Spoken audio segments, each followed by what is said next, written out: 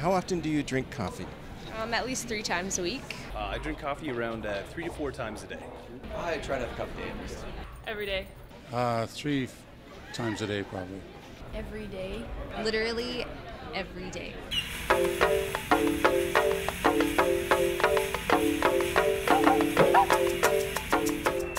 Currently, about 2.25 billion cups of coffee are drank each day.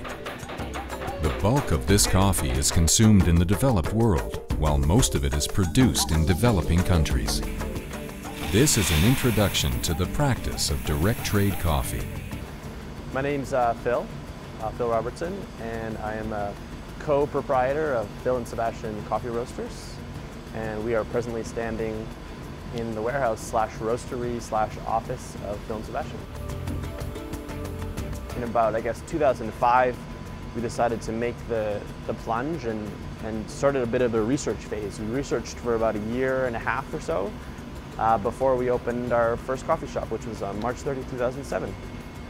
So yeah, at the time we definitely were interested. You know, the idea of going to a coffee farm, meeting a coffee farm was all very appealing and seemed absolutely the direction that we wanted to take our company.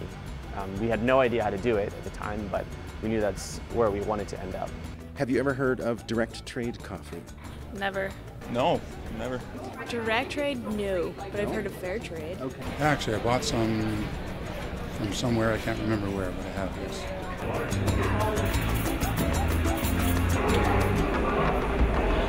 Well, to me, direct trade coffee allows the company to be able to produce the best quality product because they deal directly with the farmers and they get to try new different products all the time, as opposed to sort of having some middleman type of person who just like, here's your coffee and you hope that the quality is really good. And I think the whole premise behind direct trade and the idea behind it, for some it was to cut out the middleman to cut costs, like legitimately.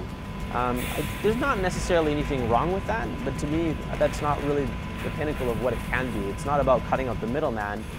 It's about obviously making sure that the people involved in that chain have value to the chain and aren't pirates and taking away from, you know, the people that do have value. But ultimately it's really about connecting and creating, I guess, common goals and communicating those goals. And then they're experts in production, so we're not going to come and tell them how to produce coffee, but we're going to say this is what we're hoping can be produced.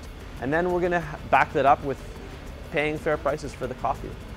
Would this influence future coffee purchases if you saw that it was direct trade? To be honest, I'm kind of ignorant towards the whole situation, so I don't think it would. Yeah, definitely. You know, there's a lot of, with the middleman thing, there's a lot of money that gets lost. A lot of people who grow the coffee or whatnot, I think they get mistreated a lot of the time, or unfairly treated at least. So, yeah, definitely. It could. All things being equal, I'd go for direct trade coffee, but I mean, I'm also worried about value as well. So I think if it could remain competitive, then yes. I know that they're usually pretty vocal as far as, especially our regulars who come in all the time, about the quality. Like if it's a little bit off, then we know right away, and we can have our people from Fratello come in all the time to check the machines and make sure that we're selling the best product that we can. But I think the really exciting future of direct trade, and some companies are doing this already, but I think it's just starting, is the idea of cultivating quality. So now you're not really seeking to just find it, you're seeking to work together to better the quality of the coffee, better the social situation of these coffee growers, better the environmental situation. It's about a communal effort to make it better, as opposed to just shaking some guy's hand saying, oh, it was really nice to meet you, you have great coffee, I'm going to take a couple pictures, put it on my webpage.